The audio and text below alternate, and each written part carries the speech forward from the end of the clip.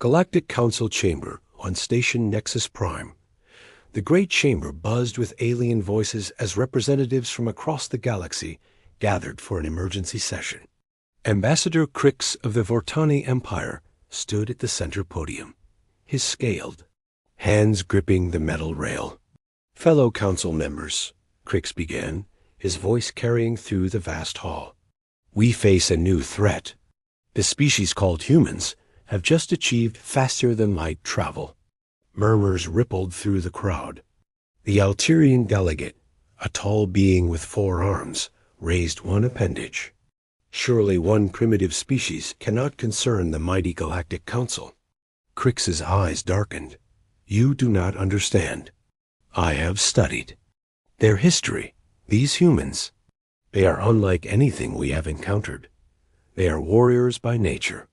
They fight each other constantly, yet somehow this makes them stronger. Elder Vex of the ancient Corvani spoke in his deep, rumbling voice. All species have conflicts. What makes these humans special? They never surrender, Crix replied. In their wars, they have fought in conditions that would kill most of us. They have weapons that can destroy entire worlds. But worse than their weapons is their spirit. They call it human stubbornness. They will die before they give up. The council chamber fell silent. Many delegates had heard rumors of this new species, but few had taken the reports seriously. Crix continued. They have a saying, the only good day to die is today. They do not fear death like we do. They embrace it if it serves their purpose. Commander Thane of the Hegemony military forces stepped forward. You speak of a primitive species that barely controls their own star system. Our fleets number in the millions. Our technology is thousands of years ahead of theirs. That is exactly what makes them dangerous, Crix warned. They adapt. They learn. They take our weapons and make them better. In every conflict on their world, the losing side has always found new ways to fight back. The Vortani ambassador activated a holographic display showing human military footage. Images of soldiers fighting in deserts, jungles, and frozen wastelands filled the chamber. The aliens watched in fascination and horror as humans continued fighting despite terrible wounds. Look at this. Crix pointed to a recording of human soldiers. They charge into battle knowing they will die. They call it courage and honor, concepts that make them unpredictable. Elder Vex leaned forward. What do you propose? We must contain them, Crix said firmly. Build a barrier around their system. Do not allow them to spread. If we ignore this warning, they will consume the galaxy. The chamber erupted in debate. Some delegates laughed at the idea of fearing such a young species. Others nodded in agreement with Crix's assessment. General Moores of the Titan Collective slammed his massive fist on his seat. I say we crush them now, while they are weak. One strike force could end this threat. No, Crix shouted. That would be the worst mistake. Humans become more dangerous when threatened. They have a phrase, back a human into a corner, and they will fight like a cornered animal. The debate continued for hours. Some wanted immediate military action. Others suggested diplomatic contact. A few supported Crix's containment plan. Finally, Elder Vex called for silence. We will vote. All in favor of containing the human species? The vote was close, but the containment proposal won by a narrow margin. The Council would establish a blockade around human space, preventing them from expanding beyond their home. System dot as the session ended. Crix approached Elder Vex. I hope we have made the right choice. You seem very certain about these humans, the Elder replied. Perhaps you are wrong. Crix shook his head. I have studied them for years. They have a concept called manifest destiny. They believe they are meant to spread across the stars. A wall will not stop them. It will only make them try harder. Then, what would you have us do? Pray to whatever gods you believe in, Crix said quietly. Because if we cannot contain them, nothing will stop humanity from taking everything we have built. As the delegates filed out of the chamber, none of them noticed the small probe that had been listening to their every word. Deep in space, the human ship Discovery had been monitoring Galactic Council communications. Captain Smith reviewed the recorded session with his crew. "Well, team, looks like we have a problem. They want to cage us in." "What are your orders, Captain?" asked Lieutenant Brown. Smith smiled grimly. "They want to see what humans do when cornered? Let's show them." The warning had been given. The choice had been made. Now both sides would discover the true cost of underestimating humanity. *Human. Space, 6 months after the Council's decision. The massive alien fleet formed a perfect sphere around the solar system. Hundreds of ships from different species created an impenetrable wall of metal and energy. The blockade was complete. Admiral Kane stood on the bridge of the human battleship Terra, watching the alien formations through the view screen. 6 months had passed since the Discovery had intercepted the Galactic Council's transmission. 6 months of preparation. "Status report."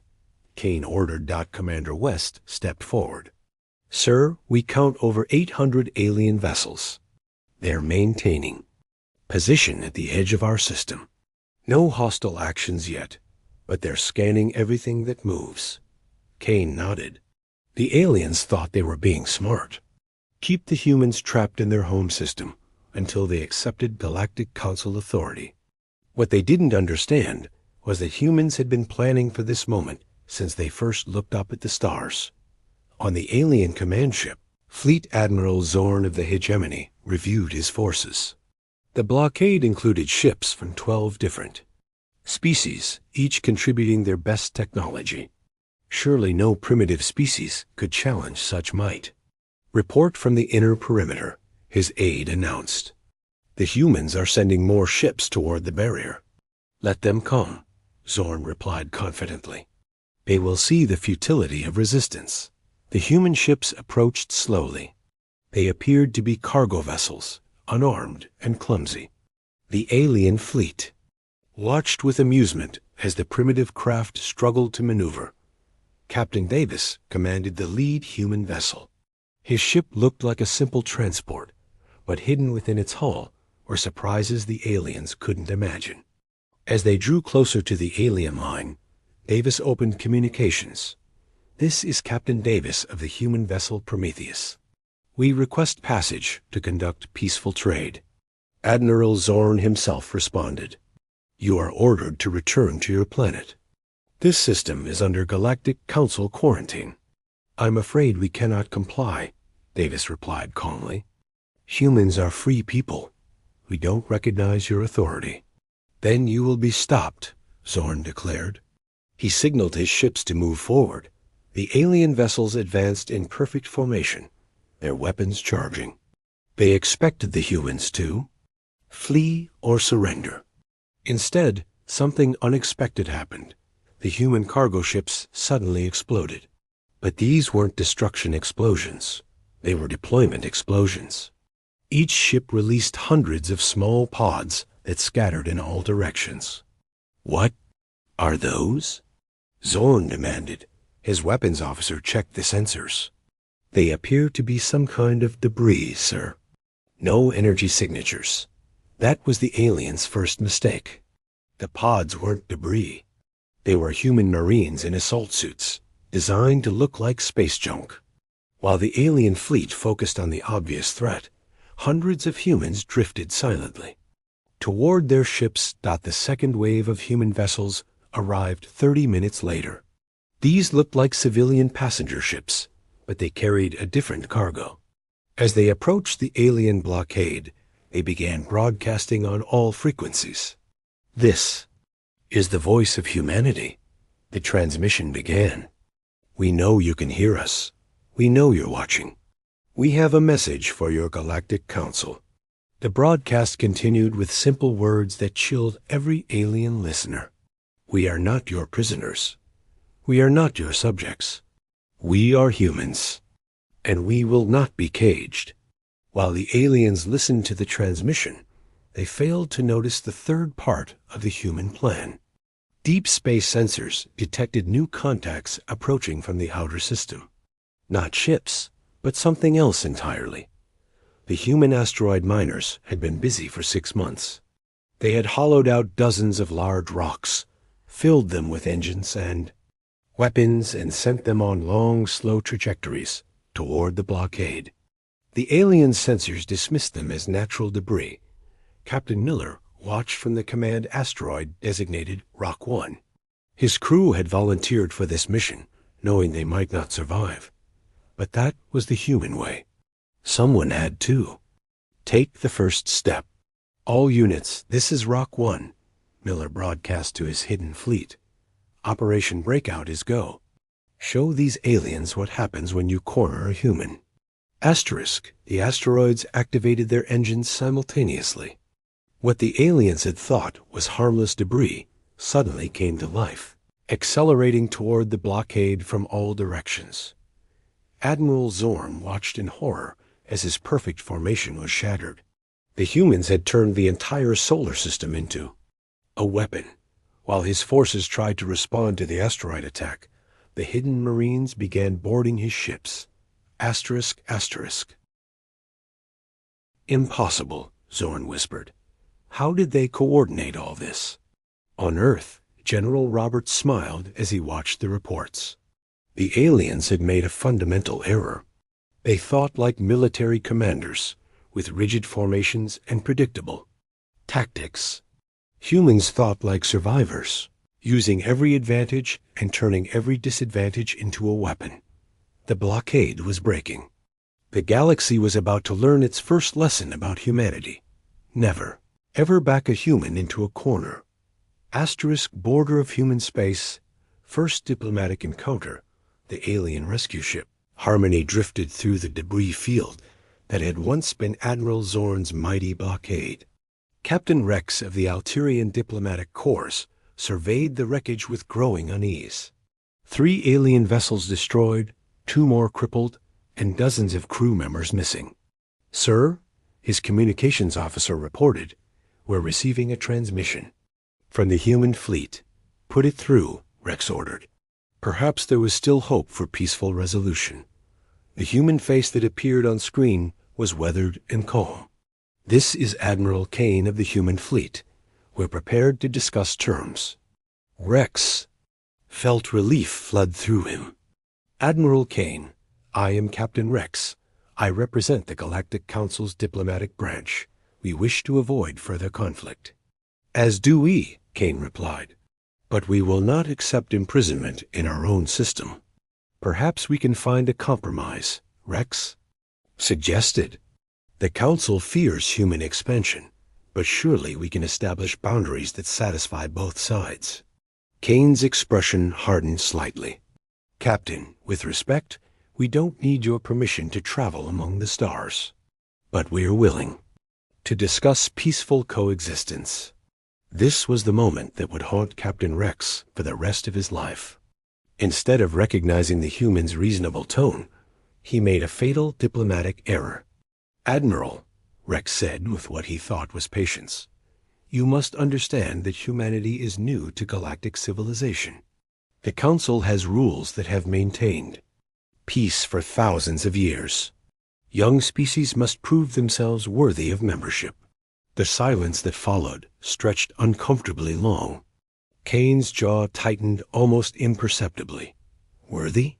Kane repeated quietly. Yes, Rex continued, not sensing the danger. The Council must approve any species before they can join galactic society. Until then, rapid expansion could destabilize established territories. Behind Kane, other human officers exchanged dark looks. Commander West stepped closer to the screen. Captain Rex, West said with deadly calm, are you saying that humans need alien permission to exist in space? Not permission to exist, Rex clarified, still missing the point. Permission to expand beyond your home system until you prove you're civilized enough for galactic citizenship. The communications channel went dead. On the human flagship, Kane turned to his officers. "Gentlemen, it appears they think we're children who need supervision." "Sir," West said, "they're offering us a cage with better bars." Kane nodded grimly. "And they think we should be grateful for it." The human response came 12 hours later. Not through diplomatic channels, but through action. Human ships began, moving toward the remaining alien vessels. Not aggressively, but with clear purpose. Captain Rex frantically tried to re-establish contact. "Admiral Kane, please respond. We can negotiate." When Kane finally appeared on screen again, his demeanor had changed completely. "Captain Rex, let me explain something about humans. We fought wars for centuries over the idea that no one gets to tell another person how to live. We've died in millions to reject the idea that some beings are naturally superior to others." "But we're not," Rex began. "You told us we need to prove we're civilized," Kane interrupted. "You told us we need permission to travel freely. You told us we're not worthy of equality. That, Captain, is exactly what we spent centuries fighting against on our own world." The human fleet began to advance. Not toward the alien ships, but past them, heading for the edge of the solar system. "Wait," Rex called out. "The Council forbids this." Kane's laugh was without humor. "The Council forbids it? Captain, the last people who tried to forbid humans from doing something were humans themselves. It didn't work out well for them either." "You're making a mistake," Rex pleaded. "The entire galaxy will unite against you." "Then the entire galaxy will learn what happens when you try to cage humans," Kane replied. "We tried to do this peacefully. We offered to coexist. You offered us a reservation." The human ships reached the system's edge and activated their faster-than-light drives.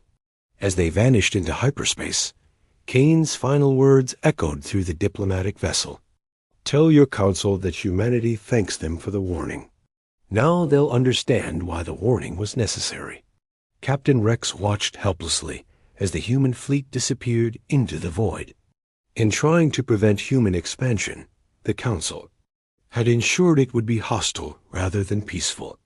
His report to the council was brief and terrible. First contact failed. Humans refuse containment.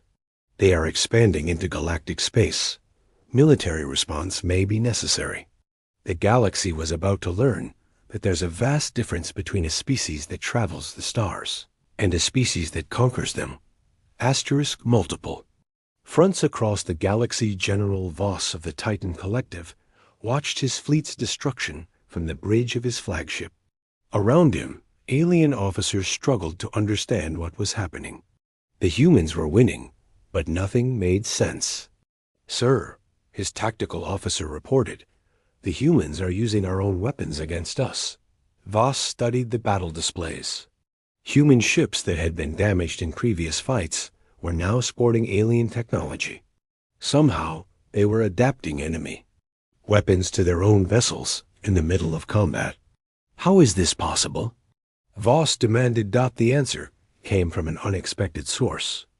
A human transmission cut through their communications. The voice was calm, almost conversational. "General Voss, this is Commander Park of the human vessel Defiant. We've been listening to your tactical discussions. Your security protocols are impressive, but not impossible to crack." Voss's blood ran cold. "Impossible. Our encryption is unbreakable." "Your encryption assumes the enemy thinks like you do," Park replied. "But humans don't think like other species. We don't follow your rules of engagement. We don't honor your concepts of fair fighting. We adapt."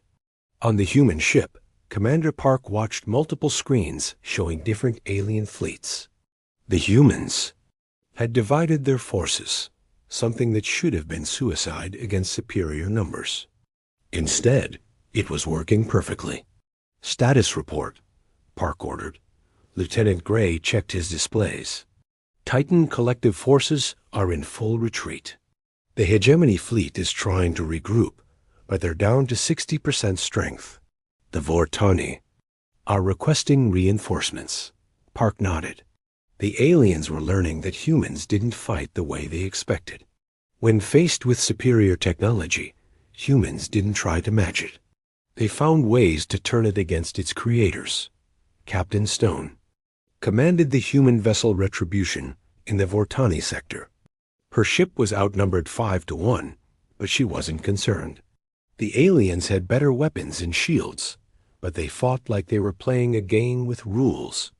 Enemy flagship is targeting us, her weapons officer reported. Let them, Stone replied. Wait for my signal. The Vortani dreadnought fired its main cannon. The blast would have vaporized any normal ship. But the Retribution wasn't normal. Its hull had been modified with captured alien technology, designed not to resist the attack, but to redirect it. The energy blast struck the human ship and bounced directly back at its source. The alien captain had just enough time to realize what was happening before his own weapon destroyed his vessel. That's impossible, whispered Commander Kryn of the remaining Vortani ships. They turned our attack against us. It's called a mirror, Stone transmitted back.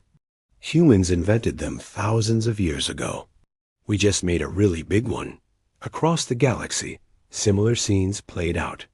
Human forces were massively outnumbered, but they fought with a creativity that terrified their enemies. They used asteroids as weapons, turned debris into traps, and converted alien technology faster than their creators could understand. The Corvani tried to use their psychic powers against human commanders. They discovered that human minds were chaotic, unpredictable, and somehow resistant to mental control. Worse, some humans seemed to enjoy the mental intrusion, turning it into a weapon against the psychics themselves. Elder Tarn of the Corvani Council sent a desperate message to the Galactic Council. The humans are immune to our abilities. They think in patterns we cannot predict. They fight like madmen, but their madness has method. The Alterian Fourth Fleet tried to use their superior speed to outmaneuver human forces. They found themselves flying into ambushes that couldn't have been predicted. The humans were somehow anticipating their moves. Asterisk. They're reading our tactical patterns, Admiral Rex reported. Every maneuver we make, they counter before we complete it. The truth was simpler than the aliens realized. Humans had been fighting each other for millennia. They had developed tactics for every situation, and more importantly, they had learned to expect the unexpected. On Earth, General Roberts coordinated the entire war effort. Unlike alien commanders who led from the rear, he was in constant contact with his forces. Human commanders adapted their strategies in real time, sharing successful tactics across the entire fleet. Sir, his aide reported, the Galactic Council is requesting a ceasefire. Roberts checked the battle reports. Human forces were spread across dozens of star systems, engaging multiple alien fleets simultaneously, and they were winning. The Council will consider their request, Roberts replied, after they surrender unconditionally. The galaxy had learned its lesson. When you warn someone about a threat, you should make sure you're stronger than that threat. The aliens had failed that simple test. Humanity was no longer contained. They were expanding, conquering, and adapting. The price of underestimating them was becoming clear. The galaxy itself. Galactic Council Chambers. 2 years later, the once mighty Galactic Council Chamber was nearly empty. Where hundreds of proud alien representatives had once debated, now only a handful remained. The seats of 12 species stood vacant, their occupants either dead or fled to the outer rim. Ambassador Crix of the Vortani sat in his familiar spot, but his scaled hands shook as he reviewed the terms of surrender.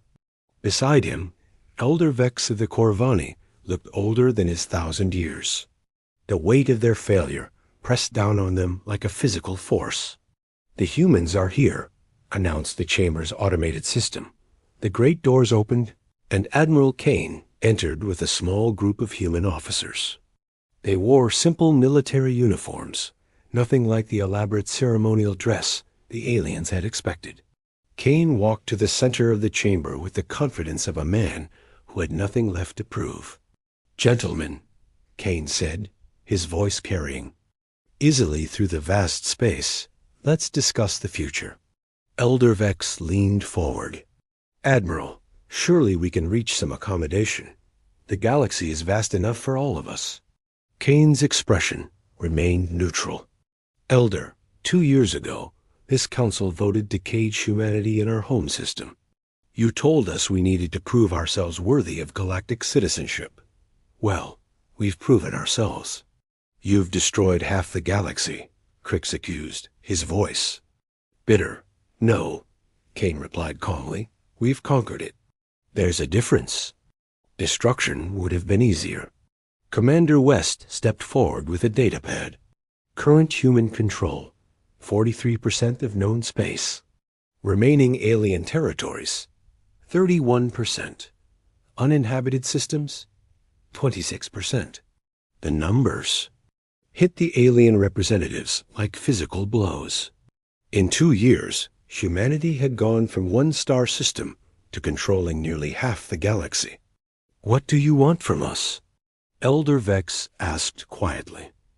Kane considered the question. "What we wanted from the beginning. To be left alone to live our lives as we see fit."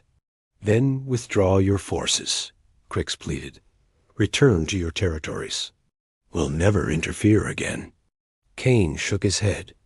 "You misunderstand. We are living our lives as we see fit. This is what humans do.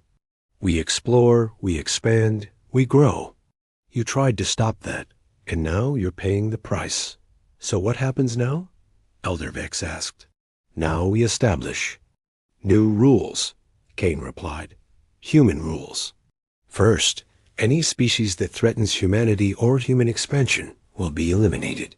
Second, all alien military forces will be reduced to local defense only. Third, all technological development will be shared with human authorities." The aliens sat in stunned silence. These weren't terms of peace. They were terms of subjugation. "You're making us slaves," Crix whispered. "No," Kane corrected. "We're making you safe, from yourselves and from us. You proved you can't be trusted with power, so we're taking it away." Elder Vex struggled to his feet. "This is not justice. This is tyranny." Kane's eyes hardened. "This is the natural consequence of your actions. You had a choice. You could have welcomed us as equals. You could have offered friendship. Instead, you chose fear and imprisonment." "We were protecting the galaxy," Crix protested. "You were protecting your own power," Kane replied. "You saw a young species with potential and decided to crush it before it could challenge you. Well, congratulations. You created the exact threat you feared." Commander West handed Kane another datapad.